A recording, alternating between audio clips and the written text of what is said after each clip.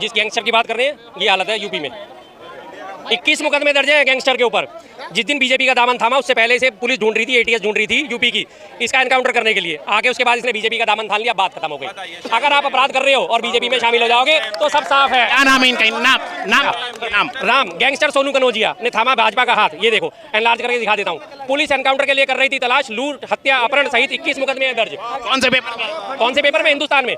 तो कांग्रेस की इतनी तरफदारी कर रहे हैं, प्रधानमंत्री बनाने के लिए जब पहली बार चुनाव हुआ तो जवाहरलाल नेहरू को एक भी वोट नहीं मिला था, जबरदस्ती बना था। इस देश का दुर्भाग्य है।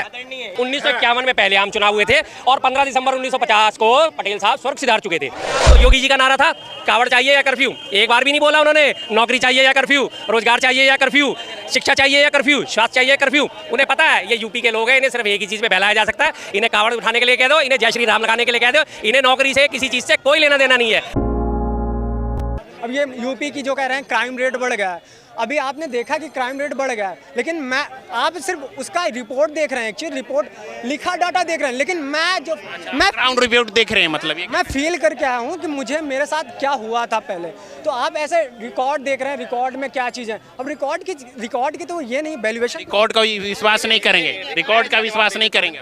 इन्हें अगर मतलब एक बड़ी पुरानी कहावत है, बहुत देहातों में चलती है कि मैंने पी लिया और मेरे घोड़े ने पी लिया तो अब कुएं तू ढह जा। मतलब मेरी प्यास बुझ गई और मेरे घोड़े की प्यास बुझ गई तो वो कुएं को ढह जाना चाहिए। अब कुएं की जरूरत नहीं है। अगर ये आज सेफ घूम रहे हैं तो इन्हें बाकी यूपी में 24 करोड़ लगभग जो आबादी है उससे इन्हें कोई मतलब नहीं है कि उनके साथ गलत हो रहा है या सही हो रहा है। अगर आज ये यहाँ से घर तक अपने सही पहुंच गए तो ये खुश है, लेकिन बाकी जो बहन बेटी हैं जिनके साथ अत्याचार हो रहा है, जिनके साथ सरेआम गोलियां चलाई जा रही है, जिनके ऊपर सरेआम डकैतियां डल रही है घरों में घुस घुस के, उनसे इन्हें कोई मतलब नहीं है। डाटा इन्हें कभी मायने नहीं रखता क्योंकि इनके ऊपर नहीं बीती।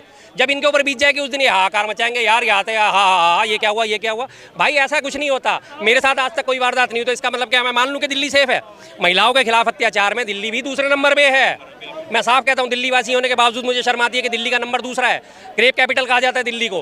क्यों कहा जाता है? दिल्ली में क्या घटनाएं नहीं होती? आए दिन दिल्ली में रोज कम से कम 1000 मोबाइल चोरी होते हैं, नहीं होते क्या? 1000 मोबाइल चोरी होने में से डाटा कितने का जाता है? मात्र मुश्किल से 20, 30, 40, जिनको बाकायदा प्रॉपर FIR में दर्ज कराया था कि मुझसे छीन के ले गए। बाकी सारे के सारे का डाटा क्या दर्ज होता है? मैं साहब जा रहा था, चांदनी चौक से क्रॉस कर रहा था, मेरी जेब से मोबाइल गिर गया और अगर आपको मिले तो सूचित करें। ठप्पा दे दिया, दूसरी सिम निकलवाई, बात खत्म, बरामद होते हैं। वही हालत यूपी के। ये जो आंकड़े हैं NCRB के, ये तो वो आंकड़े जो दर्ज हो चुके हैं, जो दर्ज नहीं हुए वो तो इससे 4 गुना होते हैं। क्या बोले सर? मैंने पहले ही बताया कि बल्किंग में बहुत चीजें रखी हुई हैं, उनको धीरे धीरे निकालना है। अब धीरे धीरे निकालने में जो टाइम लगेगा ना, आप 70 साल राज किए, उसके बाद तो कुछ कर नहीं पाया, तब तो बहुत तेज क्राइम रेट था। अब 10 साल में इन्होंने क्या किया? आज के आज हट जाना चाहिए, आज के आज सारे कैदी मर जाने चाहिए, आज के आज इनकाउंटर हो जाने चाहिए, आज के आज सब चीज़ हो जाना चाहिए। इनकाउंटर हो रहे हैं ना, आपने देखा होगा बहुत से इनकाउंटर हुए, बहुत से बाहुबली। आज अभी रिसेंटली केस चल रहा है धनंजय सिंह के ऊपर, जो कि पूर्वांचल का सबसे बड़ा गढ़ है और सबसे ज़्यादा मुद्देदारी यूपी का सबसे बड़ा मुद्दा इस समय धनंजय सिंह का है, जिनको अरेस्ट वारंट पे या उनको जेल दिया गया। लोग उठा रहे थे, कांग्रेस के लोग ही आवाज़ उठा रहे थे, धनंजय सिंह को गिरफ्तार नहीं कर रहे हैं, इनको नहीं गिरफ्तार, ब्रिजभूषण सिंह को नहीं गिरफ्तार। अब कर रहे हैं ना, धीरे धीरे कर रहे हैं। फिर यही लोग कहते हैं कि वो तो अच्छा आदमी था, उसको क्यों गिरफ्तार कर दिया, उसी के विरोध में आ जाते हैं। अब इनका क्या है, आगे चलोगे तो मैं कहना चाह रहे हैं कि 10 सालों में बहुत कुछ किया लेकिन 70 सालों में कुछ नहीं किया कांग्रेस। वो तो इनकी आदत है। जिस गैंगस्टर की बात कर रहे हैं ये हालत है यूपी में। 21 मुकदमे दर्ज हैं गैंगस्टर के ऊपर। जिस दिन बीजेपी का दामन थामा उससे पहले से पुलिस ढूंढ रही थी, एटीएस ढूंढ रही थी यूपी की, इसका एनकाउंटर करने के लिए। आगे उसके बाद इसने बीजेपी का दामन थाम लिया, बात खत्म हो गई।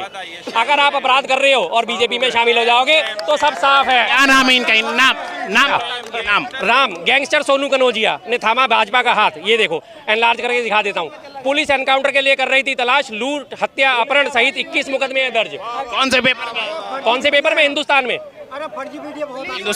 हिंदुस्तान पेपर हो, कोई भी पेपर हो। मैं IT सेक्टर से हूँ, मैं IT सेक्टर में मैं बता रहा हूँ आपको एक कहानी बता रहा हूँ। मेरे साथ अभी रिसेंटली हुई थे कि अभी कॉल फ्रॉड आती है आपके पास, आपकी कॉल फ्रॉड आती है, आपसे कहा गया कि मेरा पैसा, आपका पैसा गुम हो गया। आप अगर इसका रिपोर्ट साइबर क्राइम में करते हैं 1 महीने या 1 हफ्ते के अंदर आपको रिपोर्ट की रिजल्ट भी आ जाती है, जो कि मेरे साथ हुआ है। जो कह रहे हैं कि बीती नहीं है, ये नहीं है, मैं उसकी मेरे पास अभी तो फोटो नहीं है ना, मैं आपको दिखा देता कि मेरे साथ क्या हुआ था उस टाइम। उन्होंने क्या किया कि आपके मेरे पास ये वीडियो है, फलाना वीडियो। कॉल पे बोल रहे, फ्रॉड कॉल पे जी। फ्रॉड कॉल वो तो चल ही रहा है सब जगह, पूरे देश में स्कैम चल रहा है, उसमें कौन दूर है, इसमें हर जगह हो रहा है लगातार। आज की डेट में फ्रॉड कॉल की बात तो अलग बात है। जो ये कांग्रेस की इतनी तरफदारी कर रहे हैं, प्रधानमंत्री बनाने के लिए जब पहली बार चुनाव हुआ तो जवाहरलाल नेहरू को एक भी वोट नहीं मिला था, जबरदस्ती बना था। इस देश का दुर्भाग्य है, अगर पहले ढंग से बन जाता तो कुछ और बन जाते। सर अब जो आप सर बनना चाहता था नहीं, वो भी देश के प्रधानमंत्री रहे, अपने लिए पूजनीय महामहिम है वो। अरे सुनिए सुनिए सुनिए, जबरदस्त। एक मिनट भाई, मैं इनका जवाब उन्होंने भी पहला चुनाव कब हुआ था? पहला भारत में लोकतंत्र में आप चुनाव कब हुआ था? ऐसा है, मेरी बताओ बात सुनो। बताओ ना, बताओ बस। पटेल को कितनी वोट मिली थी? अब पहला चुनाव कब हुआ था? पहला चुनाव क्या है, सुनो, हम किसान आदमी हैं, हमारे पास रिपोर्ट नहीं होती, समझ गए? बोलने का क्यों नहीं? एक वोट नहीं मिली। 1951 में पहले आम चुनाव हुए थे और 15 दिसंबर 1950 को पटेल साहब स्वर्ग सिधार चुके थे, पहली चीज। और 1951 से आम चुनाव शुरू हो गए, अक्टूबर से शुरू हो गए और 1952 फरवरी तक चले थे, मार्च तक।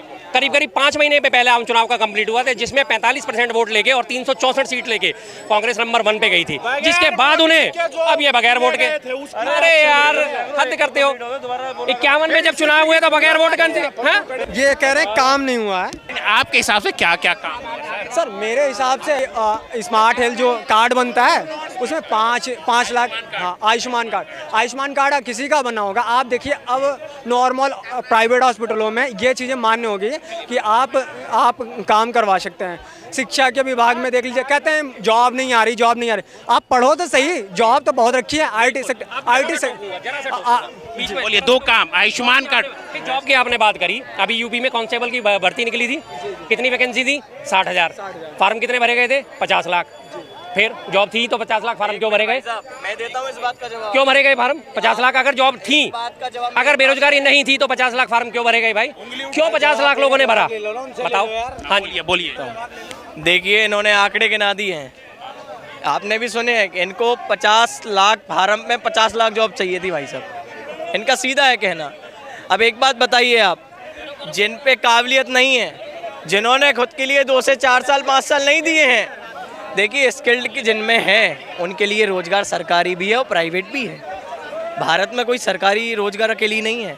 एक परिभाषा बना दी है कांग्रेस ने लोगों के दिमाग में कि सरकारी रोजगार नहीं है, शिक्षा नहीं है। अब एक बात समझिए आप, प्राइवेट स्कूल में भी बच्चे पढ़कर विदेश जा रहे हैं, देश का नाम रोशन कर रहे हैं, शासकीय क्षेत्रों में सेवा दे रहे हैं।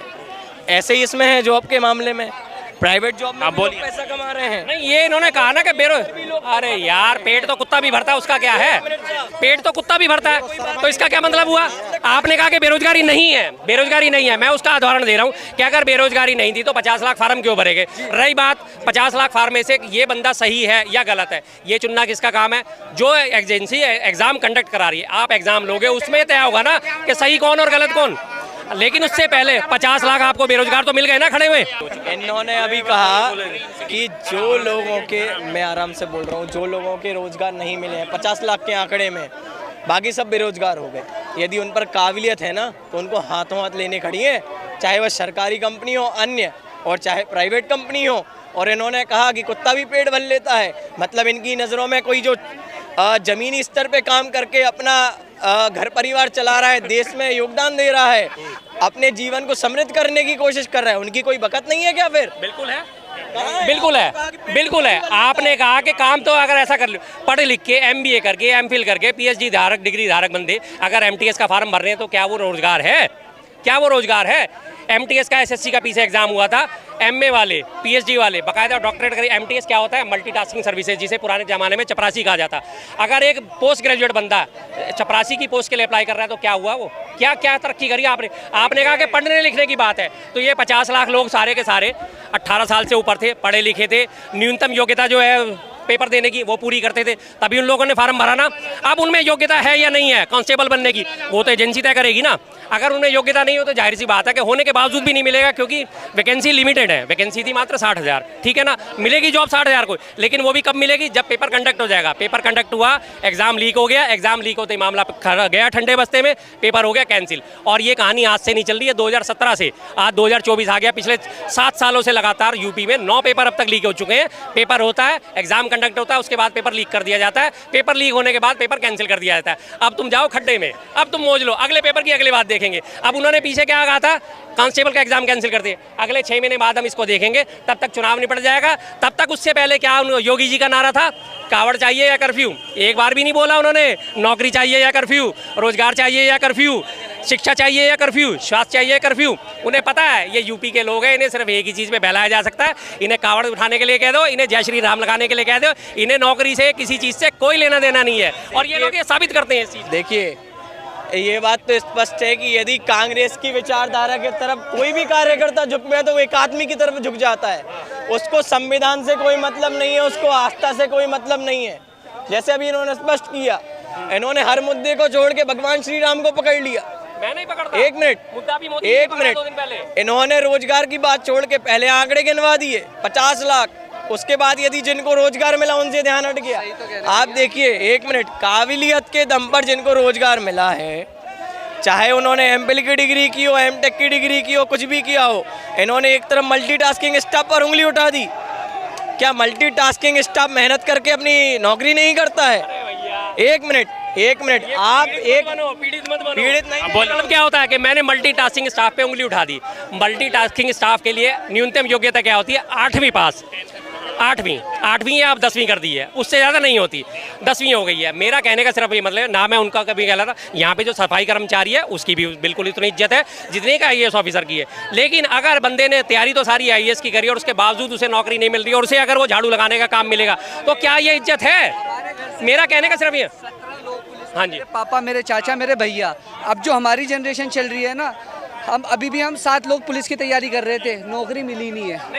लाइव क्या बोल समझिए, ये कहना चाह रहे काबिलियत नहीं थी इनकी, इसीलिए नहीं। नहीं, इनमें काबिलियत है, फिर क्यों नहीं मिली? इन्होंने यदि पढ़ा है, ये योग्य हो गए हैं, समझिए ना। मेरे घर में ऑलरेडी 17-18 पुलिस वाले हैं, ठीक है। अभी हमारी जनरेशन शुरू हुई है, यही 2010, 14, 15 जब से हुई है। अभी जितनी भी वैकेंसी आ रही है, आती हैं, पेपर हम देने जाते हैं और नौकरी नहीं है। लीक हो गया, लीक ऐसे कैसे हो जाएगा भाई? सिर्फ बेवकूफ़ बनाने वाली बात है। इलेक्शन ही पड़ जाएंगे, ये सिर्फ दिखा रहे हैं कि अभी नौकरियां हैं, आप हमें वोट दो, नौकरियां मिल जाएंगी, फिर नहीं मिलेंगी, फिर 5 साल के लिए भूल जाओ। अच्छा, मैं इनसे इनको स्पष्ट करता हूँ, एक मिनट भाई, इनको मैं स्पष्ट करता हूँ। इनकी बात पहले जो कांग्रेस के प्रवक्ता हैं यहाँ पर, इनकी विचारधारा क्लियर करूँगा। पहले इनकी बात का भी जवाब देता हूँ, नंबर से देता हूँ।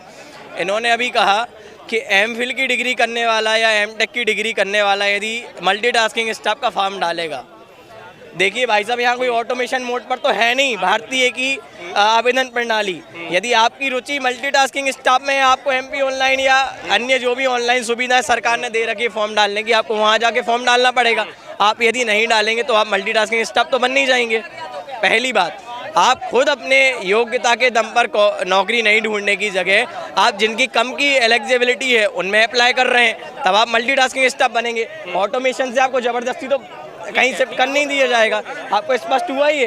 नहीं बोलो। दूसरी बात पे इनकी बात तो क्या जो इनकी है कि जब इन्होंने 5 साल या 3 साल अपने जीवन के दिए हैं पुलिस की वैकेंसी के लिए, इन्होंने रीजनिंग भी पढ़ी होगी। आपका जीवन का मुख्य लक्ष्य क्या है? देश की सेवा करना, बिल्कुल है। आप एयरफोर्स में जा सकते हैं। एक मिनट, नहीं सर, समझिएगा, एक मिनट समझ। एज क्या होती है एयरफोर्स की? एयरफोर्स की एज क्या? देखिए सर, एज की बात नहीं चल रही है। गवर्नमेंट में एज लिमिट भी आता है। एयरफोर्स की बात करें, फोर्स की बात करें। फोर्स में इन्हें पता है भारतीय सेना में 2 लाख पद खत्म कर दिए गए।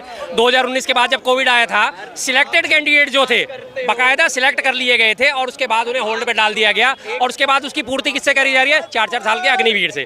केंद्रीय सरकार में 3 लाख पद खत्म कर दिए, रेलवे में 3 लाख पद खत्म कर दिए, PSU जितनी भी बनी हुई है हमारी, भेल गेल सेल, जिस तरह की जितनी भी PSU, उनमें सारे में मिला के पद खत्म कर दिए 3 लाख। करीब 11 लाख पद सरकार खत्म कर चुकी है, सृजित करने के बदले 11 लाख पद खत्म कर चुकी है। तो मरता क्या ना करता वाली बात आती है ना, कि अगर किसी ने डॉक्टरेट भी करी हो, उसे अपना घर परिवार चला रहा है और उसके योग्य उसे नौकरी नहीं मिल रही, तो कहीं तो वो जाएगा अपना पेट भरने के लिए। अगर उसे नौकरी आज MTS की भी मिलेगी, वो फिलहाल क्या चाहता है? यार फिलहाल MTS तो मिले, कम से कम मैं अपने खाने कमाने का तो जुगाड़ करूँ, उसके बाद आगे कहीं होगा तो मैं प्रमोट हो जाऊँगा। मतलब वो होता है, मतलब ये नहीं होता। जो जिस बात बात का मैंने आपको उदाहरण दिया था ना कि पेट तो कुत्ता भी भर लेता है, लेकिन कुत्ते के पेट भरने से और इंसान के पेट भरने में जमीन आसमान का फर्क है भाई। कुत्ते को कोई भी टुकड़ा डाल के चल जाएगा, उसका पेट भर गया, हम क्या टुकड़े डालने वाले हैं? अगर हम इतना पढ़ लिख के भी हमारे मुंह में कोई 5 किलो राशन दे के जा रहा है, लानत है यार हमारे ऊपर फिर तो। हर एक चीज की ठीक है, एक मिनट आप एयरफोर्स की बात कर रहे थे, एक बात ही बोल पाया आप हूं भाई। बात तो सुन लीजिए ना, वही सुनिए, उसी का जवाब दे रहा हूँ। उसके लिए करना पड़ता है एनडीए, ठीक है। मैं कॉमर्स का स्टूडेंट हूँ, मैं पुलिस में जा सकता हूँ, तो भाई मैं कैसे करूँगा? सबके अकॉर्डिंग सोचना पड़ेगा ना भाई, सबकी फील्ड अलग है, इंटरेस्ट अलग है। मेरा पुलिस में इंटरेस्ट है, मेरे छोटे भाई का है, तो हम क्यों जाएंगे उसमें?